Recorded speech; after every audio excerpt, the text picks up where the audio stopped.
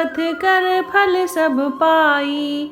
कुंभकर्ण ने रावण को समझाया कि धर्म का पालन करने से ही सच्चा सुख और शांति मिलती है। तो जय श्री राम दोस्तों, स्वागत है आपका डिवाइन प्लेस चैनल पर। आज हम रामायण के युद्ध कांड के एक अनोखे और प्रेरणादायक प्रसंग पर चर्चा करेंगे।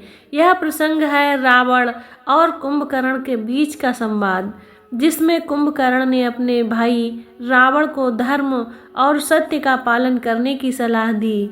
यह कथा न केवल हमें धर्म और अधर्म के फर्क को समझाती है, बल्कि जीवन में सही मार्ग चुनने की प्रेरणा भी देती है। अंत तक हमारे साथ बने रहें, क्योंकि यह कथा आपके दिल को छू जाएगी। तो प्यारे मित्रों, आज की कथा में आप सुनेंगे रावण कुंभकर्ण संवाद। शोकमग्न रावण को धैर्य बंधाकर कुंभकर्ण युद्ध भूमि में पहुंचा।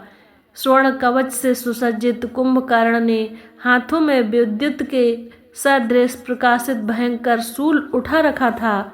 लाखों चुने हुए सैनिकों को लेकर रणभूमि में पहुंचते ही उसने पृथ्वी को कपा देने वाली भयंकर गर्जना की, जिससे अनेक बानर मूर्छित होकर पृथ्वी पर गिर पड़े। इस विशाल पर्वताकार महापराक्रमी राक्षस को देखकर साधारण बानरों की तो बात ही क्या, नल, नील, गवाक्ष तथा कुमुद जैसे पराक्रमी योद्धा भी भयभीत होकर रणभूमि से पलायन करने लगे।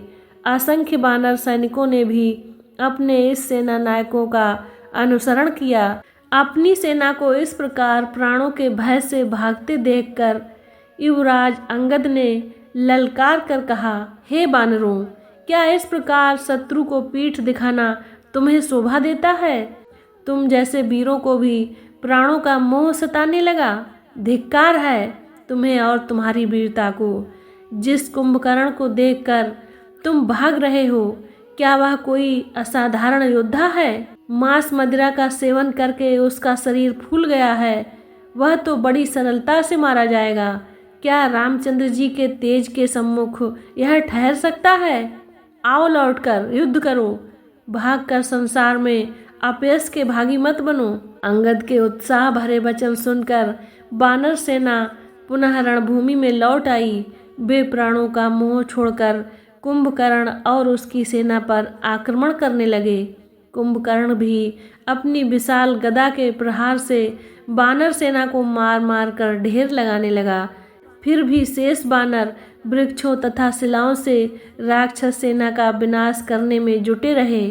कुंभकर्ण उस समय साक्षात यमराज प्रतीत हो रहा था। वह बानरों को गाजर मूली की भांति काट कर ढेर लगा रहा था। उसके चारों ओर हताहत बानरों के शरीर ही शरीर दिखाई दे रहे थे। क्रुद्ध होकर द्विद ने एक पर्वत के टीले उठाकर आकाश से कुंभकर्ण के सिर पर मारा। कुंभकर्ण तो उस बार से बच गया, किंतु बहुत से राक्षस उसके नीचे दबकर मर गए। राक्षसों की इतनी भारी क्षति से उत्साहित होकर बानरों ने दूने बल से राक्षस सेना का संहार आरंभ कर दिया, जिससे संपूर्ण समर भूमि में रक्त की नदियां बहने लगीं। अब कुंभकर्ण पर हनुमान भी आकाश मार्ग से पत्थरों की वर्षा करने लगे, परंतु उस पर इसका कोई प्रभाव नहीं पड़ा। वह अपने शूल से पत्थरों के टुकड़े टुकड़े करके इधर उधर छितरा रहा था।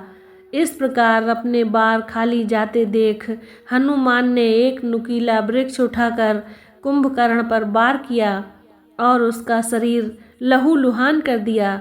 उसने जब अपने शरीर से शोणित बहता देखा तो उसने वज्र के सदृश एक शूल पवन कुमार को मारकर उनकी छाती चीर दी। हनुमान जी उसकी पीड़ा से व्याकुल हो गए। उनके मुख से रक्त बहने लगा। हनुमान की यह दशा देखकर राक्षस सेना ने जयनाद किया और वे तीव्र वेग से मार काट मचाने लगे। हनुमान को घायल होता देख गंधमान, नील, ऋषभ, सरभ तथा गवाक्ष पांचों पराक्रमी सेना नायक एक साथ कुंभकर्ण पर टूट पड़े। इस संयुक्त आक्रमण का भी उस पर कोई विशेष प्रभाव नहीं पड़ा। उसने पांचों को पकड़कर इस प्रकार मसला कि वे मूर्छित होकर पृथ्वी पर गिर पड़े। अपने सेना नायकों को इस प्रकार मूर्छित होते देख वानर सेना एक साथ कुंभकर्ण से चिपट गई। वह इससे भी विचलित नहीं हुआ और मुक्कों से मार मार कर उनका सफाया करने लगा। सैकड़ों को उसने मूछ पकड़ पकड़ कर फेंक दिया और बहुत से बानरों को पैरों के तले रौंद डाला। जब उसके सम्मुख हनुमान, अंगद, नील, द्विद, सुग्रीव जैसे वीर भी न ठहर सके और बानरों का अभूतपूर्व विनाश होने लगा, तो सेना में भगदड़ मच गई। उन्होंने श्री रामचंद्र जी के पास जाकर गुहार की, हे वीर, कुंभकर्ण ने हमारी सेना को तहस नहस कर दिया है। हमारे बड़े बड़े सेनापति घायल हो गए हैं। वह यमराज की भांति हमारी सेना का घोर विनाश कर रहा है। ऐसा प्रतीत होता है कि वह हमारी संपूर्ण सेना को नष्ट कर डालेगा। इसीलिए हम आपकी शरण में आए हैं। अब आप ही कुछ करिए, अन्यथा आज हमारी सेना का नामो निशान भी नहीं बचेगा। अपनी सेना की दुर्दशा का वृतांत सुनकर लक्ष्मण का मुख क्रोध से रक्त वर्ण का हो गया। वे राम की अनुमति लेकर कुंभकर्ण से युद्ध करने के लिए चल दिए। उनके पीछे पीछे वानर सेनापति भी जय घोष करते हुए चले। अपने सम्मुख लक्ष्मण को देखकर कुंभकर्ण ने हर्षनाद करते हुए कहा, लक्ष्मण, मुझसे युद्ध करने का तुम्हारा साहस देखकर मैं बहुत प्रसन्न हुआ। तुम अभी बालक हो और मैं तुम्हारा वध नहीं करना चाहता। तुम लौट जाओ और राम को भेजो, मैं उसका ही वध करूँगा। इस प्रकार से लक्ष्मण का निरादर करके कुंभकर्ण उस ओर दौड़ा जहाँ राम खड़े थे। कुंभकर्ण को अपनी ओर आते देख वे उस पर रौद्र अस्त्रों से प्रहार करने लगे। जब इन अस्त्रों का उस पर कोई प्रभाव न पड़ा तो उन्होंने मयूर पंखों से सुसज्जित तीक्ष्ण बाण छोड़कर उसकी छाती फाड़ दी। इसकी पीड़ा से वह व्याकुल हो गया। उसके हाथों से गदा तथा अन्य अस्त्र छूटकर पृथ्वी पर गिर पड़े। जब श्री रामचंद्र जी के आगे उसकी एक ना चली तो वह खिसियाकर मुक्कों, लातों और थप्पड़ों से बानरों को मारने लगा। इस पर श्री राम ने उसे फिर ललकारा और तीक्ष्ण बाणों से उसके शरीर को छलनी कर दिया। तब कुपित होकर कुंभकर्ण ने पृथ्वी से एक भारी शिला उठाकर श्री रामचंद्र जी पर फेंकी, जिसे उन्होंने 7 बाण मारकर चूर चूर कर दिया। फिर तीक्ष्ण नोक वाले 3 बाण छोड़कर उसका कवच तोड़ डाला। कवच के टूटते ही बानरों ने फिर उस पर धावा बोल दिया। उनसे घायल होकर वह क्रोध में इतना पागल हो गया कि उसे अपने और पराये का भी ज्ञान न रहा। उसने बानरों और राक्षसों सभी को मारना आरंभ कर दिया। कुंभकर्ण की यह दशा देखकर राम ने उसे फिर ललकार कर कहा, अरे राक्षस, उन सैनिकों से क्या उलझ रहा है? इधर आकर मुझसे युद्ध कर। राम की ललकार सुनते ही कुंभकर्ण सामने आकर बोला, हे राम, बहुत समय से मैं तुम्हारा वध करना चाहता था। आज सौभाग्य से तुम मेरे सम्मुख आए हो। मैं खरदूषण विराध कबंध नहीं हूँ, मैं कुंभकर्ण हूँ। तुम मुझे अपने बल का परिचय दो। कुंभकर्ण की ललकार सुनकर श्री रामचंद्र जी ने अनेक अग्नि बाण एक साथ छोड़े, परंतु उन्हें कुंभकर्ण ने मार्ग में ही नष्ट कर दिया। इस पर उन्होंने वायव्य बाण छोड़कर उसकी एक भुजा काट डाली। भुजा कटने पर क्रोध और पीड़ा से गर्जता हुआ वह बानरों का संहार करने लगा। इस भीषण मार काट से भयभीत होकर बानर त्राहि माम करते हुए श्री रामचंद्र जी के पीछे जाकर खड़े हो गए।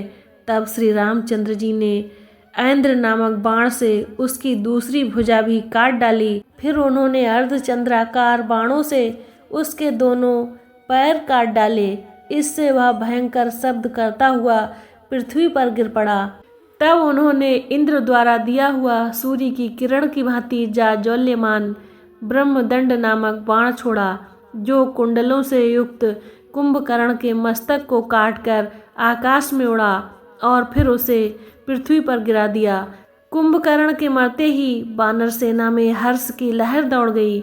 उनके जयनाद ने संपूर्ण लंकापुरी को थर्रा दिया। कुंभकर्ण के मरने के पश्चात राक्षसों ने रावण को जाकर दुखद संवाद सुनाया। कुंभकर्ण की मृत्यु का समाचार सुनकर रावण मूर्छित हो पृथ्वी पर गिर पड़ा। नरांतक, देवांतक, त्रिसरा आदि राक्षस भी अपने चाचा की मृत्यु का समाचार सुनकर रोने लगे। तब रावण की मूर्छा भंग हुई तो वह विलाप करके रोने लगा, हाय, आज मैं भाई को खोकर बिल्कुल असहाय हो गया।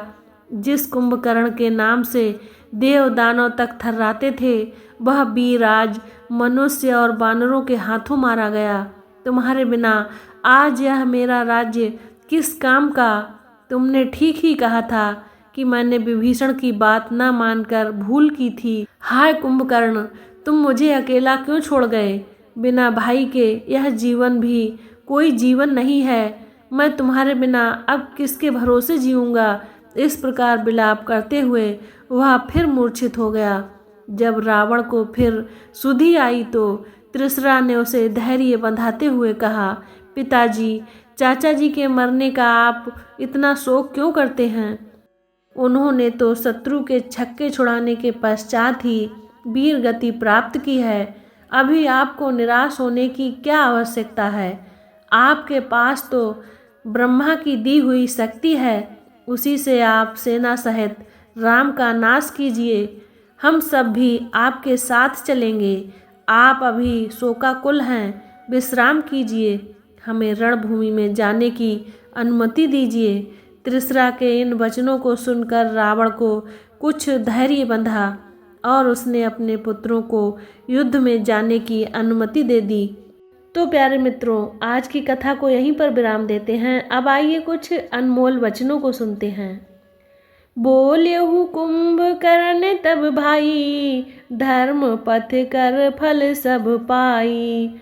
कुंभकर्ण ने रावण को समझाया कि धर्म का पालन करने से ही सच्चा सुख और शांति मिलती है।